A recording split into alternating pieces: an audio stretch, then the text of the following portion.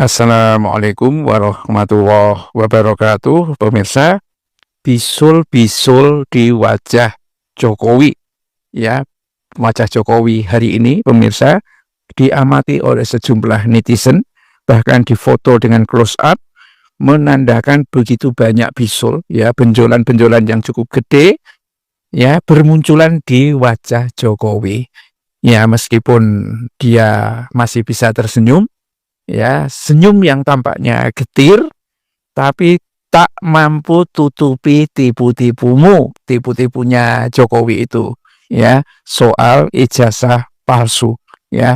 Ini seperti yang kita kutip dari postingan di X, ya, satu cuplikan video hanya 17 detik. Dia bertanya, wajahmu ada apa, Wi? Gitu loh. Kok bisulnya begitu banyak, ya? Tidak hanya bisul di sebelah kanan dan kiri, tetapi di lehernya pun, gitu kan, penuh dengan bisul-bisul seperti itu. Meskipun sekali lagi masih dengan wajah tersenyum, senyuman yang pahit kelihatannya begitu. Tidak hanya di wajah, tapi di leher pun, gitu kan, banyak juga bisulan. Nah, umumnya pemirsa, wajah-wajah di usia 60-an, apalagi Jokowi ini kan 64 ya, 64 tahun, itu udah bersih dari bisul-bisul. Tetapi bisa jadi juga bisul-bisul ini adalah cara Allah, ya, menunjukkan tentang apa yang ada dalam gejolak yang ada di jiwa Jokowi, yaitu bermunculan semua di wajah. Mulutnya tersenyum, ya, itu kalau dalam pepatah, bukan, ya, dalam penjelasan Al-Quran itu, ya, nanti mulutnya itu dikunci, yang berbicara itu adalah anggota badan yang lain, termasuk wajah, tapi bukan mulut, gitu kan. Kamu ada apa? Jawaban Jokowi kan senyum. Pak, bagaimana dengan ijazahmu? Bapak kan sudah dinyatakan oleh bar es krim. Ini ledekan-ledekan itu ada gitu. Bar es krim. Yang pada akhirnya dikatakan ijazah asli. Cuma memang kan tidak ada orang yang percaya. Kecuali Muhtadi, Burhanuddin Muhtadi. Nah, Burhanuddin Muhtadi dengan lembaga surveinya, Indobarometer, ya, dia butuh duit banyak. Mungkin dia harus bayar staf kemana. Namanya lembaga survei basisnya orderan kan seperti itu. Dan sebetulnya Jokowi itu sendiri tahu bahwa dia itu tidak pernah kuliah di Gajah Mada. Tetapi ini siapa yang bikin gara-gara? Mungkin dia nyesel juga gitu loh. Tetapi sudah tidak bisa keluar dari kemelut ini. Ya, ini gara-gara Pratikno. Ya, Jokowi dulu kan waktu wali kota itu pemirsa kan Dr. Andes. Ya, dan mungkin universitas nggak terkenal lagi. Ya kan, mungkin di tempat adik sepupunya Jumatno Budi Utomo di STIE Surakarta gitu kan, Dr. Andes lah biar keren gitu kan.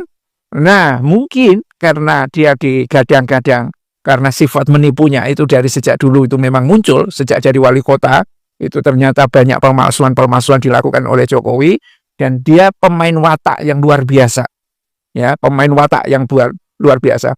Orang yang tidak pernah berbohong pemirsa, kemudian disuruh berbohong, itu gemetaran. Tapi kalau Jokowi, enggak, sangat enjoy. Ya, luar biasa memang. Bagaimana dia cerita tentang mobil SMK itu.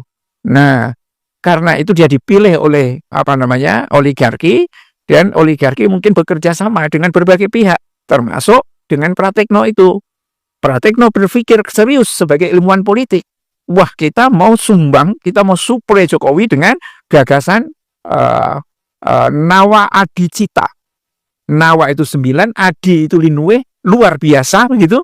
Cita itu cita-cita. 9 cita-cita yang luar biasa, gitu kan? Nah, banyak ilmuwan yang terlibat di situ, ya. Antara lain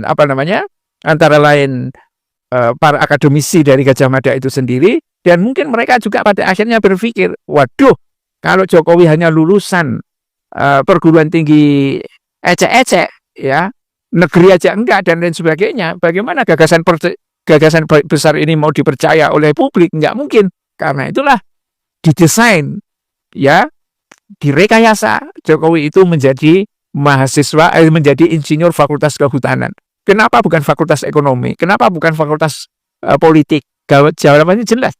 Ya, satu, ada faktor Hari Mulyono yang memang lulusan fakultas kehutanan, bisa direkayasa nanti ijazahnya. Yang kedua adalah memang Jokowi juga sangat dekat dengan persoalan kehutanan.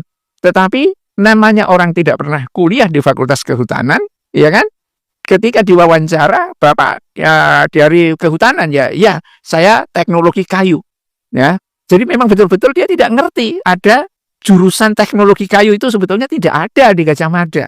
Karena mungkin memang tidak ngerti ini dan itu, ya dia gelundung aja mengikuti apa yang didesain oleh Pratikno itu. Nah sekarang setelah semua berjalan dan habis seperti ini, akhirnya kebongkar, ya. Kalau dulu misalnya Jokowi memimpin itu adil, kemudian